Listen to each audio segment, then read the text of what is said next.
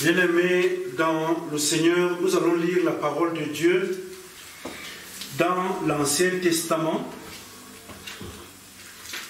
dans Ésaïe, le chapitre 52, les versets 7 à 10. Ésaïe 52, les versets 7 à 10. Nous lisons qu'ils sont beaux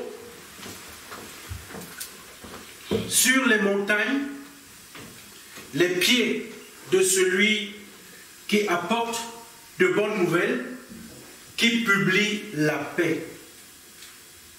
De celui qui apporte de bonnes nouvelles, qui publie le salut.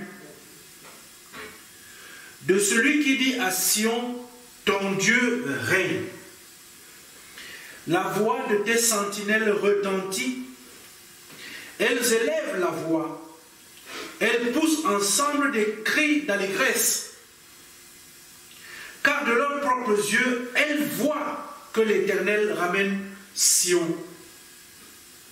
Éclatez ensemble en cris de joie, ruines de Jérusalem. Car l'Éternel console son peuple, il rachète Jérusalem. L'Éternel découvre le bras de sa sainteté aux yeux de toutes les nations.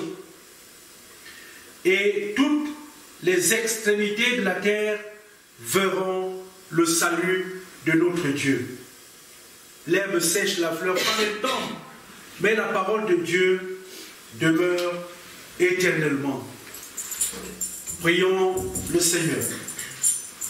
Seigneur notre Dieu, nous te disons merci parce que c'est toi qui nous invites, qui nous convoque aussi en même temps chaque fois devant toi. Nous venons de lire dans ta parole. Elle reste mystérieuse pour nous. Viens donc nous donner le nécessaire de ce jour pour notre vie de foi après ton Fils Jésus-Christ. C'est en son nom que nous t'avons prié. Amen.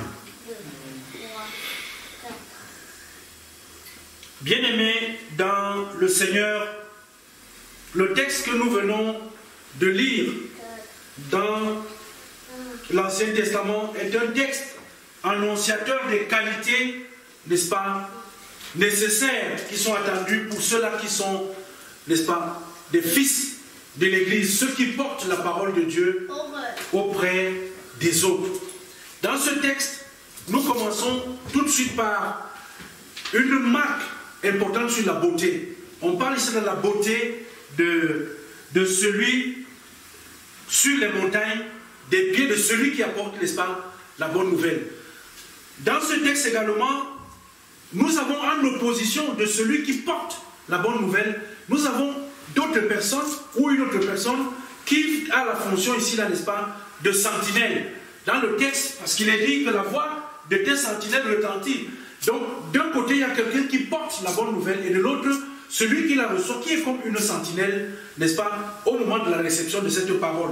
Et son comportement dépend donc directement de la qualité de celui qui porte la nouvelle et la qualité de ce que l'autre lui apporte comme nouvelle. Je voudrais que nous partagions, n'est-ce pas, ce passage d'Ésaïe pour cette semaine avec comme thème de soutien, c'est-à-dire pour nous-mêmes, pour ce que nous devons tout le temps avoir sous nos yeux tout au long de la semaine. C'est un thème simple. Chrétien de Paris Nord, prends soin de tes pieds. Chrétien de Paris Nord, fais quoi? Prends soin de tes pieds. Dans ce texte, si nous parlons des pieds, les pieds constituent la partie, n'est-ce pas, du corps qui permet à l'ensemble du corps, n'est-ce pas, de pouvoir bouger. Donc, si nous voulons bouger, il faut que nos pieds soient en bon état d'abord. Il faut que nos pieds soient en bon état. Si nos pieds ne sont pas en bon état, nous ne pouvons pas bouger. C'est les pieds qui portent, c'est ça qui porte le reste de tout ce qui peut exister. Alors, je voudrais que nous revenions d'abord dans ce texte. Parce que lorsqu'on parle ici là, en disant que quelqu'un porte la nouvelle, dans le monde ancien, il n'y a pas de comparaison avec ce que nous vivons aujourd'hui. Parce qu'aujourd'hui, pour porter la nouvelle, nous avons la télévision, nous avons les téléphones mobiles et tout ce que nous pouvons imaginer comme nouvelle technologie qui facilite, n'est-ce pas, le déplacement de la parole d'un point à un autre. Mais dans l'Ancien Testament, dans le monde antique, ce n'était pas ça. Vous voyez, il y a des distances à parcourir, il y a quelqu'un qui est chargé, et c'est une responsabilité très très importante de prendre une information d'un point pour amener cette information à un autre point. Et il fallait que l'information qu'il apporte restitue la réalité de ce qu'il a pris d'un côté pour amener de l'autre. Eh bien, les coureurs à l'époque, ce sont les coureurs, parce que ceux qui portaient les bonnes, c'était les gens qui étaient choisis, n'est-ce pas, pour leur capacité physique, leur résistance et leur honnêteté pour porter la nouvelle, n'est-ce pas, d'une ville à une autre. Eh bien,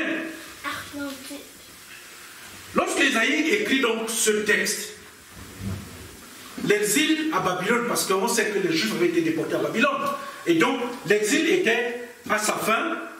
Cet exil qui avait commencé en 597 avec, n'est-ce pas, le siège, n'est-ce pas, de Jérusalem et, n'est-ce pas, le peuple qui avait tout perdu. On sait très bien que lorsqu'on est déporté, ça veut dire qu'on vous a enlevé, on vous a tout retiré, vous n'avez plus rien.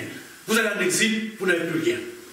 Eh bien, le temple restait la seule chose qui constituait la présence de Dieu.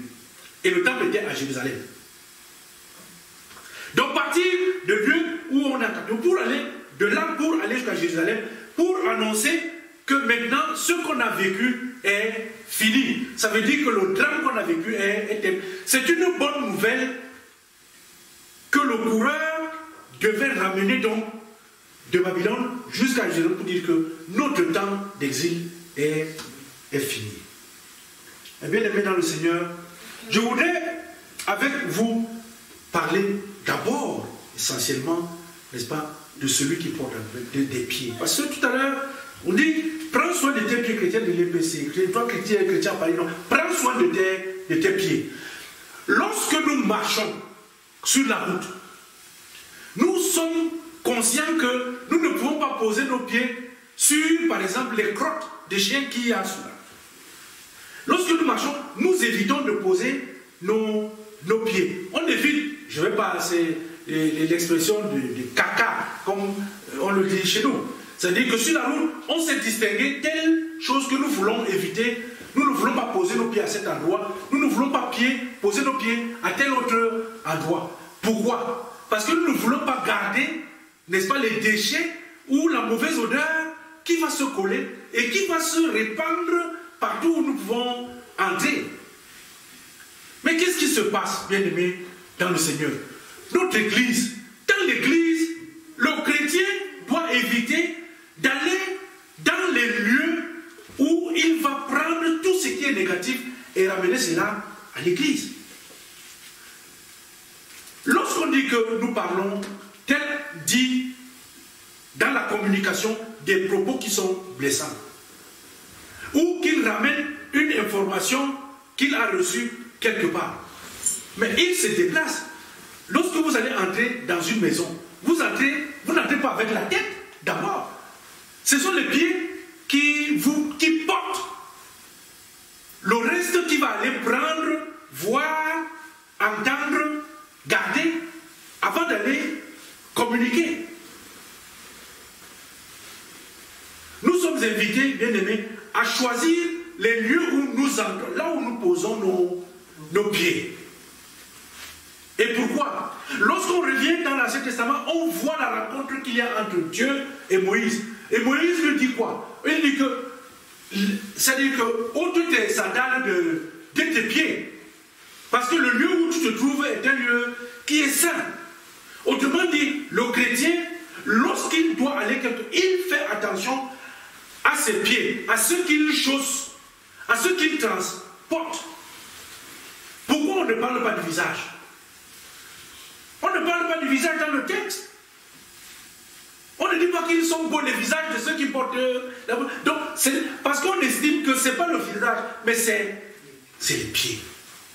Lorsque nous courons, lorsque nous marchons, lorsque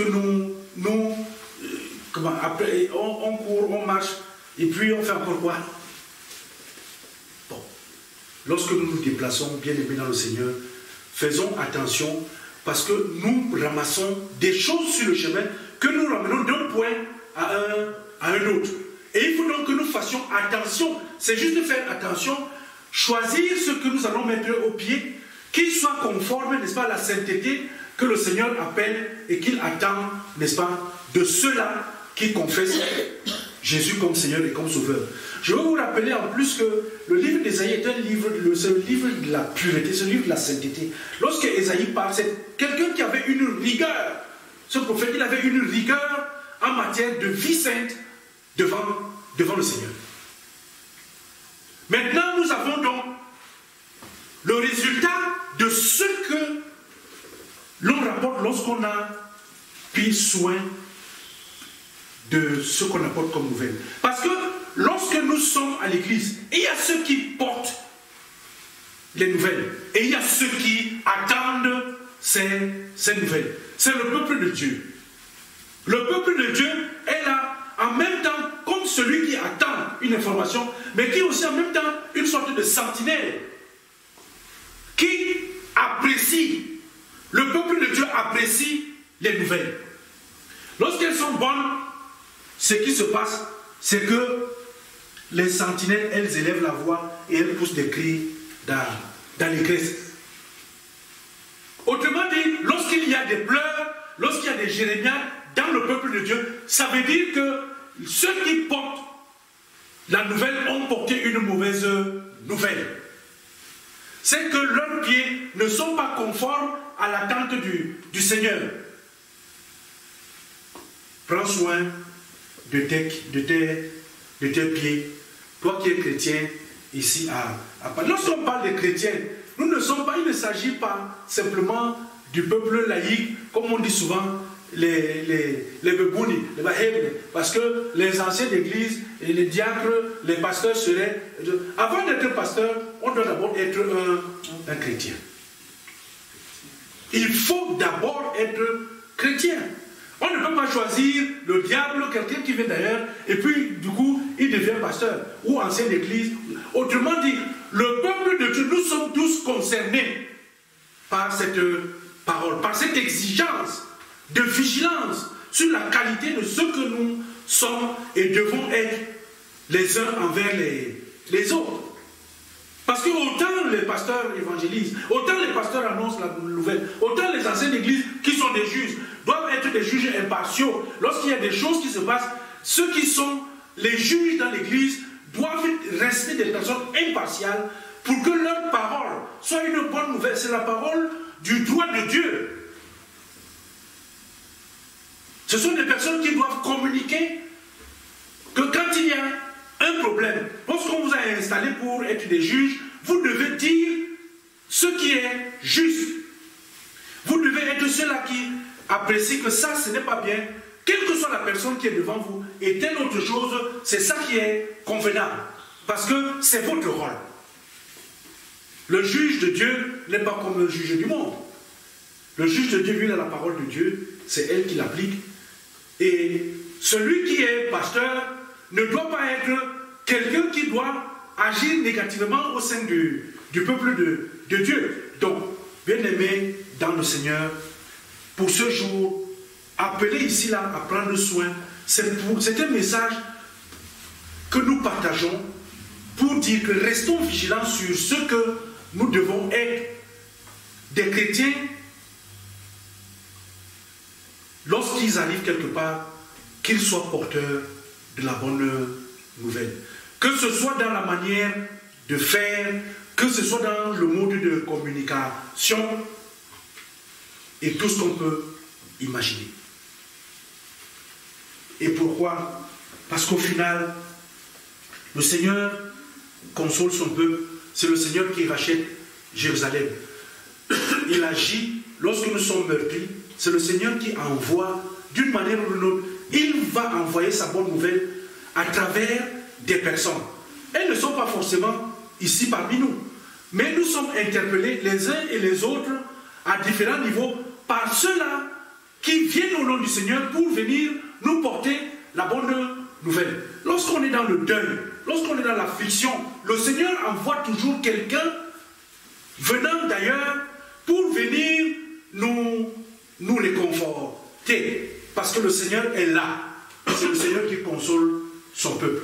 Nous avons besoin dans notre église des chrétiens qui portent la bonne nouvelle.